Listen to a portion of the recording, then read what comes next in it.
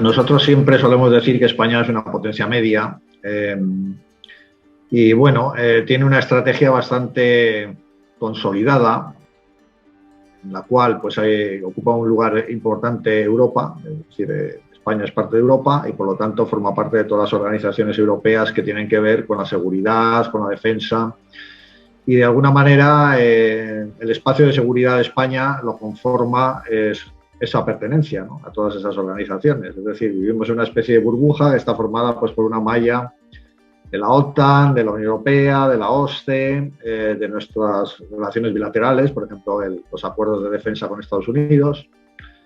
¿Y qué papel tenemos? Pues tenemos el papel de una potencia media que a la vez también es una de las potencias, digamos, importantes dentro de la Unión Europea. Lógicamente las dos mayores que quedan son Alemania y Francia, pero después hay un grupo de potencias en las cuales está España, Italia, Polonia. Entonces, bueno, pues tenemos ese papel. Nuestra línea estratégica, ¿cuál es nuestro papel en el mundo? Bueno, nos preocupa Europa, como he dicho, nos preocupa el Mediterráneo y nos preocupa el norte de África, porque lógicamente ahí es donde están los desafíos a nuestra seguridad. Somos solidarios con el resto de Europa en cuanto a las amenazas que puedan venir del este de Europa, Oriente Medio, etcétera, etcétera, aunque a nosotros nos pilla más lejos. Y luego tenemos un vínculo bastante importante con América del Sur, ¿no? Y que, bueno, con todo lo que es Latinoamérica, que no es un vínculo realmente de seguridad, sino es un vínculo más cultural, económico, pero que a veces pues, también tiene aspecto de seguridad. También participamos en procesos de paz en Latinoamérica, hacemos a veces de intermediario para que algunas naciones latinoamericanas pues, intenten acercarse a las organizaciones europeas, a la OTAN, por ejemplo. Entonces, bueno, pues tenemos ese papel que es de alguna manera consecuencia de nuestra historia y de nuestra geografía, ¿no? Estamos muy orientados al sur, somos europeos, pero europeos orientados al sur, a lo que pueda ocurrir en el sur y con vínculos con el otro lado del Atlántico, con Latinoamérica y también con Estados Unidos, porque también tenemos ese acuerdo de cooperación, tenemos bases norteamericanas en nuestro suelo. Nos alineamos con las principales organizaciones de seguridad y defensa europeas y transatlánticas. Y nuestra zona de interés pues es esa, es Europa, norte de África, todo lo que es la periferia europea y también, por razones históricas y culturales, pues Latinoamérica. Bueno, actualmente tenemos unas cuantas, normalmente tenemos misiones, la mayoría de ellas son misiones en el marco de una organización internacional, algunas de ellas Naciones Unidas, por ejemplo, en el Líbano, que es la más numerosa, que es una misión de interposición entre Israel y país del Líbano, y Hezbollah, que es con los que tiene problema Israel. También tenemos una misión, participamos en una misión de Naciones Unidas en Colombia, precisamente, para supervisar los acuerdos de paz. Luego estamos en varias misiones de la Unión Europea, que quizás sean las más numerosas actualmente, aunque no donde más personal está desplegado, pero sí las más numerosas porque hay muchas. Tenemos, por ejemplo, Operación contra la Piratería Atalanta en el Índico, en el Cuerno de África. Tenemos varias misiones de entrenamiento en África, que son misiones en las cuales se despliegan fuerzas, pero para entrenar las fuerzas locales. Esas misiones las tenemos en Mali, las tenemos en la República Centroafricana y en Somalia también, ¿no? Formamos parte de misiones OTAN. Actualmente pues, también participamos en varias, ¿no? Participamos en las fuerzas de respuesta avanzada de la OTAN, que están desplegadas en los países bálticos. Ahí hay medio batallón español. También la Policía Aérea de los países bálticos, y como no tienen sistemas de defensa aérea, no tienen una aviación fuerte con cazas, pues periódicamente varios países de la OTAN despliegan allí cazas para vigilar su espacio aéreo. Y España participa, y eso también lo hacemos en Rumanía, por ejemplo. Participamos también en las misiones navales de la OTAN, en las misiones navales en el Mediterráneo especialmente. Estábamos en Afganistán hasta hace poco. Y actualmente dentro de la OTAN y también dentro de la coalición contra el Estado Islámico, contra el Daesh, también tenemos fuerzas en Irak, ¿no? En Irak, que se dedican esencialmente a entrenar al ejército iraquí. Y tenemos más operaciones, es decir, por ejemplo, tenemos operaciones bilaterales, ¿no? Nuestras fuerzas de operaciones especiales entrenan, pues, por ejemplo, las fuerzas de operaciones especiales de Senegal y de otros países africanos. Tenemos fragatas nuestras que se acercan al Golfo de Guinea de vez en cuando, no fragatas sino buques de la Armada, para colaborar en las labores contra la piratería en el Golfo de Guinea. Entonces, pues, y luego participamos en misiones de carácter civil, misiones de reforma del sector de la seguridad, en Mali también, en Níger, en fin. Pero son muy variadas y siempre dentro de ese esquema de seguridad de pertenencia a Naciones Unidas, Unión Europea, OTAN, OSCE, también tenemos algún observador desplegado en alguna misión de la OSCE, ¿no? Y a veces también en operaciones o en misiones bilaterales, ¿no? Normalmente de ayuda. Cuando son bilaterales, normalmente es de ayuda a un país para que desarrolle determinadas capacidades. Bueno, sí, de hecho en la Estrategia de Seguridad Nacional del año 2017 se enumeran una serie de amenazas. La amenaza clásica, que es la amenaza de un conflicto armado, pues es baja, ¿no? Pero no quiere decir que no exista. Es que España en un momento dado se vea implicado en un conflicto armado de manera bilateral o dentro de una coalición como la OTAN, pues nos vemos implicados en un conflicto armado, aunque se considera una probabilidad baja. Sin embargo, sí que se consideran probabilidades más altas lo que podríamos llamar las nuevas amenazas, ¿no? Los ciberataques, por ejemplo, es una amenaza que está creciendo, porque ya ha habido varios órganos de la administración que han sido atacados. La desinformación, siempre se dice que en realidad la mayor parte de la desinformación que recibimos es interna, no viene desde fuera, ¿no? Pero la que viene de fuera puede hacer mucho daño. Entonces eso también es algo que está aumentando.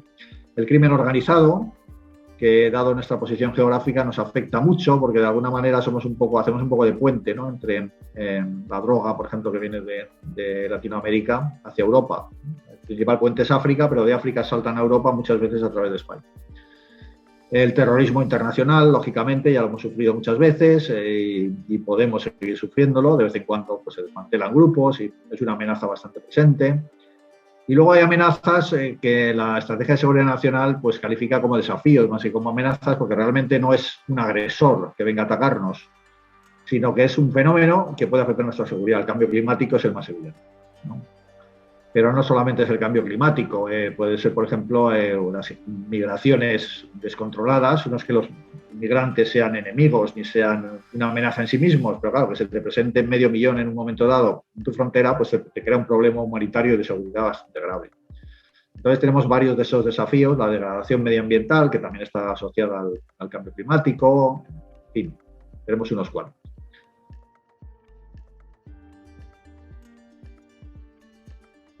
Bueno, España yo creo que ya viene en la Constitución, ¿no? En el título, en la introducción a la Constitución viene que no tenemos un enemigo como tal, no reconocemos un enemigo entre el resto de las naciones y entonces no tenemos un objetivo, digamos, bélico, ¿no? Nuestro objetivo es mantener la estabilidad sobre todo en Europa y en un cinturón de países que hay alrededor de Europa, que podrían ir pues, desde lo que es el este, desde lo que es Bielorrusia, Ucrania, Rusia, pasando por el Cáucaso y Oriente Medio hasta lo que es el norte de África, el Sahel, mantener la estabilidad en esa zona, ¿no? Y por eso realmente si se miran nuestras operaciones de paz actualmente, pues están todas en ese cinturón, casi todas. Entonces ese es el principal objetivo. Y después, en la medida de lo posible, contribuir a lo que es la paz y la estabilidad en el resto del mundo. Claro, eso no quiere decir que tampoco que no estemos dispuestos a luchar por nuestros intereses, ¿no? Es decir, aparte de mantener la estabilidad, pensamos, y así vienen los documentos de seguridad y defensa, que la mejor manera de defender nuestros intereses es que haya estabilidad. Si hay estabilidad y comercio, la economía funciona bien, no tenemos problemas y es lo mejor para todos. Pero si en algún momento dado nuestros intereses económicos o la seguridad de nuestros ciudadanos está amenazada, pues lógicamente tendríamos que reaccionar, ¿no? Pero de momento lo que sí identificamos como objetivos esenciales son estabilidad en Europa, estabilidad en ese cinturón de países que están alrededor de Europa y después contribución a la paz y la estabilidad en el resto del mundo, normalmente, casi siempre, en el marco de coaliciones, ¿no? De la Unión Europea, de Naciones Unidas sobre todo, y en ocasiones de la OTAN. Bueno, si le preguntas al jefe de Estado Mayor de la Defensa de cualquier país, te dirá que no. Si le preguntas al de Estados Unidos, ¿tiene usted medios suficientes para garantizar los intereses de Estados Unidos? Te dirá, no, necesito más dinero. Esto es por sistema. Siendo un poco más imparcial, ¿no?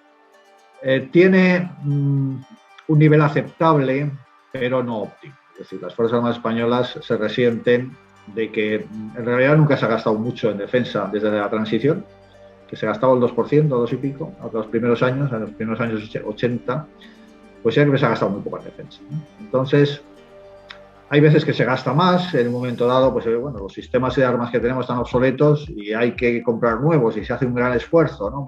Como pasó con los programas especiales de armamento a principios de la primera década de este siglo.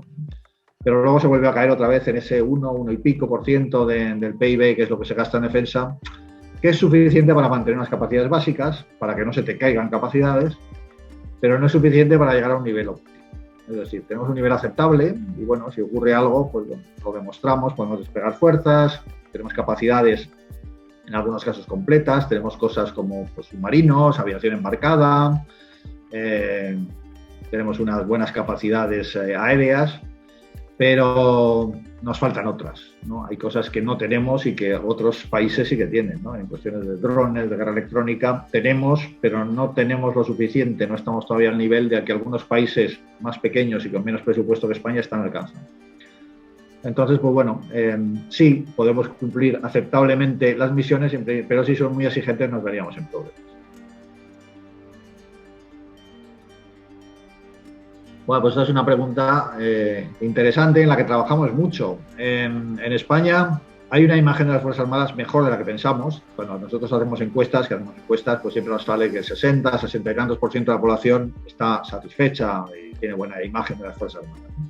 Lo que pasa es que cuando se rasca y cuando se empieza a preguntar, bueno, pero usted se gastaría más en defensa, pero usted a su hijo le recomendaría que entrase en las Fuerzas Armadas, ¿usted cree que la carrera militar tiene mucho prestigio? Pues ahí ya la puntuación baja. No es que baje a suspenso, pero baja bastante. Si preguntamos sobre nuestra imagen, nos aprueban con notas, sacamos un notable. Cuando preguntamos por el gasto o por el prestigio, ya bajamos al 5, raspadito, ¿no? Eso es una consecuencia, bueno, de muchas cosas, ¿no? De nuestra historia, en la cual pues, las Fuerzas Armadas han intervenido mucho en política y bueno, eso es un recuerdo. Pero también de una indiferencia de España o de la población española, del ciudadano español hacia lo que es seguridad y defensa. El ciudadano español está muy enfocado en sus problemas internos. Cuando hay un problema de seguridad interno, como fue el terrorismo de ETA, sí que le interesa y sí que se preocupa, pero realmente no ve esas amenazas externas que antes he mencionado, pues no las ve. No ve esa gran necesidad de un sistema de defensa, no ve la necesidad de que estemos en la OTAN, la mayoría de la población, no la mayoría, pero una gran parte. No les parece mal, pero tampoco lo ven como una cosa esencial, o que la Unión Europea desarrolle capacidades de defensa. Entonces sí que esto se nota una cierta diferencia con países de nuestro entorno. Hay países como Francia, como Gran Bretaña, como Estados Unidos, que están muy preocupados por su seguridad y defensa, y en España no. Y eso hace que, pues, por ejemplo, la profesión militar no es que no tenga mucho prestigio, tiene prestigio, pero es un prestigio medio-bajo. Si también lo hacemos en nuestras encuestas, preguntamos entre todas estas profesiones, ¿cuál cree que tiene más prestigio? Y los militares no es que salgamos al final en la cola, ¿no? Pero tampoco salimos en la parte alta, salimos en la mitad y a veces en la mitad hacia abajo. Y luego también, pues cuando se trata de gastar dinero, de hacer esfuerzos en cuestiones de seguridad y defensa, pues la población es un poco reacia porque no lo ve como una prioridad. Y esto es algo en lo que intentamos trabajar. Hay un concepto que es el de cultura de defensa, que intentamos que los ciudadanos sean conscientes de la necesidad, de hace falta una seguridad y una defensa, y en eso hay que gastarse algo de dinero y hay que hacer algún esfuerzo de vez en cuando, ¿no? Intentamos convencer de eso. Ya digo, no es que sea una situación catastrófica ni muy mala, pero es una situación que podría mejorarse.